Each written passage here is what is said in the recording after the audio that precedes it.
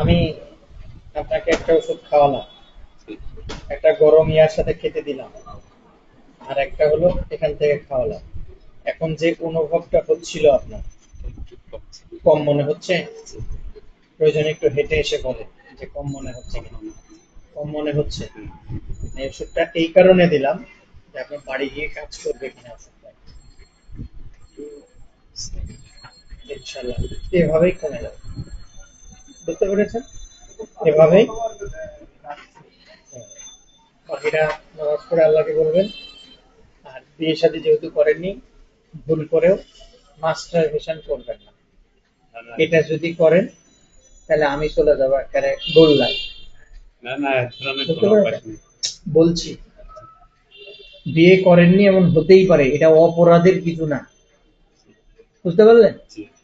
হতেই পারে, অপরাধের কিছু না, এটা অপরাধ হিসাবে নিচ্ছে না, কিন্তু করবেন না। তাইলে আশা করি আপনার এই রোগের নাম হলো এডিপিকে ডি। এটা থেকে আপনাকে আমি আস্তে আস্তে আস্তে আস্তে করে হটায় নিয়ে আসতে পারি। বুঝতে পেরেছেন?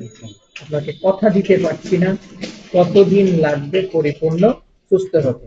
তবে আমার ওষুধ আমি আপনাকে এখন খাইয়ে, যেহেতু আপনি নিজেই বলছেন যে না কিছুটা আমার ভালো লাগছে, আল্লাহ দিলে আপনি ভালোর দিকে যাবেন, এতটুকু আশা রাখতেই পারি।